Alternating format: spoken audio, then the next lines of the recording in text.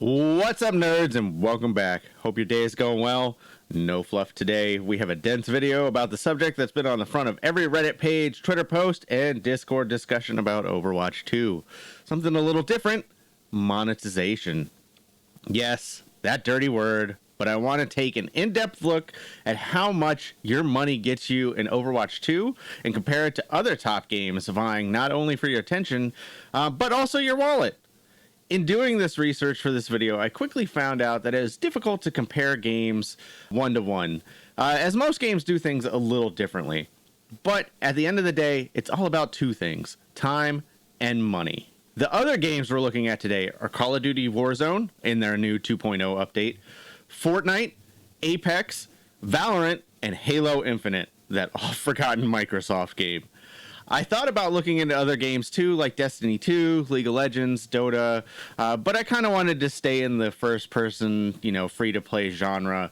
But maybe if this gets enough traction, maybe we'll look at free-to-play games as a whole ecosystem. The one game that I wanted to include but didn't was Paladins, just because I just didn't have time to include it in there. So I'm sorry, any Paladins fans. Since all games use their own currency that you have to buy with money and convert to specific amounts, I decided to use $20 as the baseline when converting, currency to dollars. As you buy higher, you get more currency for less money, but most people are going to be spending around $20 at the end of the day, if not less.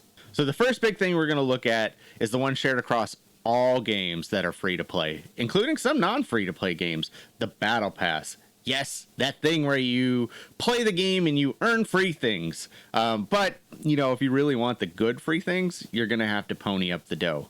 Most games have two levels of paid Battle Pass. They have a basic Battle Pass and then a premium Battle Pass. The premium Battle Pass for most games costs about twice as much as the basic Battle Pass, but it varies game to game. The biggest difference between the basic Battle Pass in most games and the premium Battle Pass is that the premium Battle Pass includes some levels for the Battle Pass that expedite your process, as well as some small cosmetics if they decide to include that. Most games don't. But those cosmetics are usually inconsequential. Like there's like sprays and souvenirs and, dumb shit like that. So I don't really count those. So let's take a look at the first graphic. So looking at the basic Battle Passes, most run around $10 US. Fortnite comes out a little bit ahead here with the cheapest Battle Pass, and Overwatch 2 is sitting right about market average. The premium Battle Pass is where things start to get interesting. All premium Battle Passes are not created equal, and most are hovering around the $20 to $25 range. I should also mention that Valorant does not have a premium Battle Pass, so they won't be included in those conversations. And I should also mention that Warzone has a super mega awesome premium Battle Pass. Sorry, I forget what it's actually called, but it's $99 US, and it is just bought straight cash. Like, you don't have to do the funky conversion to it. And they're the only game that has the third tier Battle Pass, so those won't really come into play until we talk about some specifics. This, for Warzone, that Battle Pass includes double the free levels as the premium Battle Pass. It also includes an operator, 2 guns, and some boosts. If you're a huge Call of Duty fan, I can't say that it's worth it, but you make your own decisions. This is about how you spend your money. All right. So since none of the other games have that, and it's bought with straight money rather than the bullshit video game currency, I left it off the list, but it will again come into play later. The other standouts for the premium Battle Pass list are Apex Legends and Halo Infinite, which both sit around $25. While the price is higher, you also have to take into account that you have to buy $30 worth of currency in order to get it. This is where that bullshit video game currency comes back to bite you. Bringing it all together, looking from a pure market value, Overwatch 2's Battle Pass is market average at worst. So not bad there in terms of just pure cost. But money isn't the only thing we're looking at, because like I said at the start of the video, the two things that we're talking about here are time and money. Let's take a look at the next thing. First up, we'll take a look at how long it takes a free-to-play player to earn one of these games' Battle Passes. Just playing the game, not spending any money. First off, a couple of notes. Halo and Valorant cannot earn a battle pass for free. You just can't earn premium currency in those games. So they're the worst by default for free to play. Next up, for both Apex and Fortnite, you're going to see two entries, the best case and the worst case. Bear with me for a minute so I can explain how these games work. All premium currency for these two games, and most others outside of Overwatch 2, is tied to the battle pass. So in order to get the maximum currency, you basically have to finish, or at least almost finish, the battle pass. Both of these games also have weekly and daily quests to earn XP to level up the battle pass, similar to Overwatch 2. However, unlike Overwatch 2, the weekly quests accumulate as the season goes on.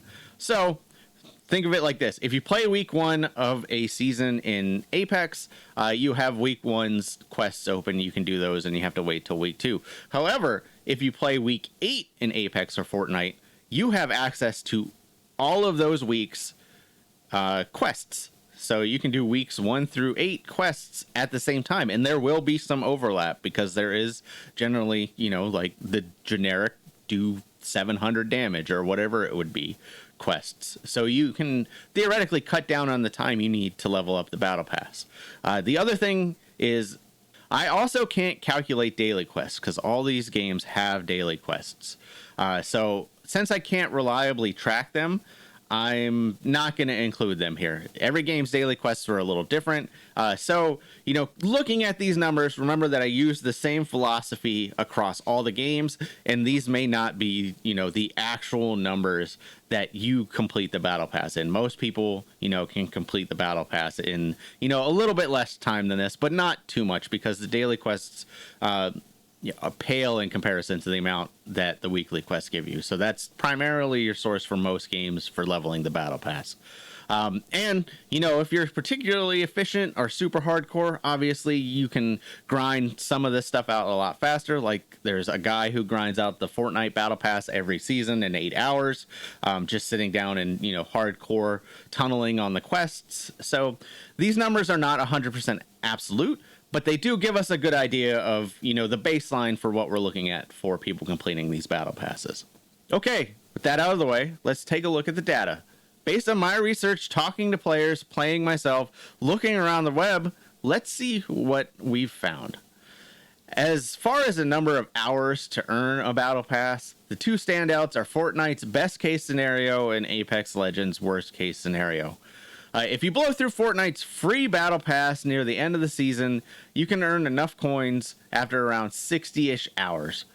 The only asterisk here is that it would take you about a year to do it in real time, as you would need 4 battle passes worth of free currency, and each season is roughly about 3 months long. But from a pure gameplay perspective, that's not too bad if you're looking for something casual. And this is where the real kicker and trouble came into play for me. Sure, I can look at the hours it takes to play, but there is an unseen, basically untrackable element of forced waiting that happens in all games, even Overwatch 2, which you have to clear weekly quests and then wait till the next week to be completely optimal. So for now, we'll keep looking at just hours invested, and I'll assume that once you finish your required tasks to get the currency or experience, you stop and go do something productive with your time. Like, I don't know, write angry messages on Reddit. Back to the numbers, you can see from a pure hours required to earn a battle pass as free to play, Overwatch 2 is actually shockingly average. But the average isn't great. I mean, 258 hours of playtime to earn a battle pass is atrocious, and that's going to take fucking forever. Even as someone who loves Overwatch and plays it almost every day, I have like 700 hours total on my main account. But what if I buy a battle pass? Like, what if I pony up that dough? That grants more currency and rewards, right? Heck, some games even give you enough currency to buy the next battle pass. In fact, the only games that don't let you earn currency in the battle pass are Halo, Overwatch, and Valorant. So, as you can see, if you pony up the dough or earn it through playing, yeah, right, the time it takes to earn currency drops significantly for most games, since you recoup the cost and normally a little extra by the end of the battle pass. This creates a self-sustaining cycle that brings you back to your game. Poor Halo, Valorant, and Overwatch left in the dust because of this. Or maybe not. We'll talk about that later. Well, okay, but how long does it take to finish a battle pass? I mean, battle passes are super dense and depending on the game can take a long time. Well, I'm glad you asked because I have a graphic for that too. The time it takes to finish a battle pass is entirely dependent on if you bought premium or not, as the time to complete for a free-to-play player or someone who bought the basic battle pass is the same. Since you get free levels when buying the premium or the most expensive battle pass, that saves you a decent amount of time completing it. Heck, that Warzone battle pass that's $99 that we talked about earlier basically completes half the battle pass for you. But most premium battle passes sit around 20% of the battle pass levels are included in that premium cost. Again, playing optimally and stopping, when you're out of quests, we can see that both Activision games are sitting right in the middle, with Valorant and Halo bringing up the rear. Halo, I guess, is a good time to talk about right now because it is a special case and not a good one either. The game has been basically panned since its launch for its horrible progression system, and they're finally working to change it. Thus the asterisks. However, since they just entered beta in their new progression system, I kind of had to base it off the old. I do hope they make the changes, but we had to use existing numbers here. Valorant also has weekly stacking quests. The only caveat there is you can't get to the next week's quest without finishing the previous week's, so it doesn't really save you some time in the long run. So here we can put the pieces together and see that while on paper Overwatch 2's Battle Pass system takes about the same time to earn as a free-to-play player as other games, investing money just isn't that rewarding. You still need to grind weekly challenges to get the currency, so paid basic, premium, or free to play doesn't matter. Both Apex and Fortnite's reward system and time to finish the Battle Pass are the best in the market right now, which might be why they're doing so well. All right. Enough talk about battle passes. Let's talk about some cosmetics, skins. Each game has a focus on particular cosmetics, like Overwatch focuses on hero skins, Halo on armor cores, Valorant on gun skins, and while Apex has legend and gun skins, I focus primarily on the legend skins in Apex's case. No fancy explaining here, just a straight up how much are these going to cost me in real world US dollars. Outside of Fortnite, pretty much every game is even. Sure, Valorant has a bit higher price for basic skins for their guns, but they do have a crafting system that makes those guns better over time and adds effects to them. So there is a little bit of, return on investment for them. Like, it's not one and done. Also, take a look at Apex for a moment and remember it because it's going to be important in a minute. Other than that, not too much to break down here. Overwatch is the definition of market average. Market average is kind of shit, but hey, that's where we are at this point. Well, how long would it take to earn a skin if I was a free-to-play player? One skin. That's it. Again, Halo and Valorant are off the table since you can't earn premium currency. If you want to look nice in those, you're going to need a credit card. Well. Remember how I told you to pay attention to Apex? You can see two entries, one marked AC and one marked LC. See, Apex is the only game that have a free-to-play currency. You can't use this to buy battle passes or loot boxes, but you can buy skins in the shop, legends, and other cosmetics. You're just kind of limited to what's in the shop at the time. You can see this brings the time to earn down drastically to the point where you can make the assumption that Respawn wants players using premium currency towards the battle pass or loot boxes and not towards cosmetics. Not counting Apex's premium currency, what we see in terms of the games are the two Activision games are the worst by a wide margin. They don't respect your time when it comes to buying cosmetics. All right. I saved what most people deem, or at least the Overwatch community, as the most important for last. Earning new heroes, legends, whatever the game's going to call them. Not every game has heroes or player characters that you earn that affect the game in the same way that Overwatch does. Sure, Warzone has operators, but they basically just affect cosmetics and voice lines. Fortnite, Rick Sanchez plays the same as Boba Fett, so it doesn't really matter. So when we're looking at games where the heroes have a large effect on gameplay, the three that I'm looking at are Apex, Valorant, and Overwatch. Looking at the most efficient methods for unlocking heroes, you can see it is not pretty for Overwatch 2. And yes, this includes the recent change to moving the hero up on the Battle Pass.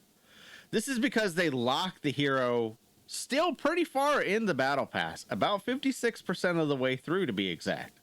Both Valorant and Apex respect your time a little more as a free-to-play player. In fact, you could earn both a new agent and a new legend in Valorant and Apex in the same time it takes you to unlock one hero in Overwatch 2. Pretty crazy, right? So, I think people have a right to be mad about this. Alright, so what does this all mean? Well, from all the data I just laid out, we have proof just how bad Overwatch 2 respects your time and your money. And man, it's not pretty. Shit, it's below market average. The big sticking points for the community have been no premium currency in the Battle Pass, the slow rate for which you earn currency outside of the Battle Pass compared to the amount that it costs to buy things, and the time to unlock new heroes that are tied to the Battle Pass. In Blizzard's current system, there are some good things that they can build upon to make the experience better for both the free-to-play player and the person who's willing to spend some money. Obviously, the whales don't really count in this conversation, and you probably stopped watching 20 minutes ago. Looking across all games, it's my opinion that premium currency not being tied to a battle pass can be a good thing. As a free-to-play player, you can blow through a battle pass and have to wait months before you can earn more currency. Overwatch 2's weekly system is fine for what it is. It's just the rewards are kind of out of whack. The fact that you have to put in realistically 20 hours to earn 2% of a legendary skin or 5% of a battle pass is ridiculous. If you're going to tie premium currency to anything outside of the battle pass, it has to be worth the constant play. On top of that, locking new characters behind a 50 to 60 hour grind, even if you do it as efficiently as possible, is nuts. So, how can we fix it? Well, Blizzard still needs to make some money in the end of the day, I guess, since they did transition to free-to-play. So, I've talked about it a few times on the podcast, but here's my concrete suggestion for a reward structure restructuring. First up, they need to move the weekly quests rewards up. For 3 weeklies completed, it would be 70 coins. For 7 weeklies completed, it'll be 50 coins. For 10 weeklies completed, it'll be 30 coins. For people familiar with the Overwatch weekly quest requirements, you can see that I dropped the requirement for each of those by 1 quest, like it used to be 4, 8, and 11. This gives you a little more wiggle room, and it also creates some interesting breakpoints. First of all, you can earn a free basic battle pass in 7 weeks of doing all the weekly quests, while lowering the total hour requirement per week from 15 to 20 hours to 10 to 15 hours. Still a lot, but at least you're being rewarded, respectfully. Second, you'll be able to earn a legendary skin in about 13 weeks. Again, not great, but it would put you about 170 hours, which will put you right on par with the best-in-class free-to-play games of Fortnite and Apex for earning skins.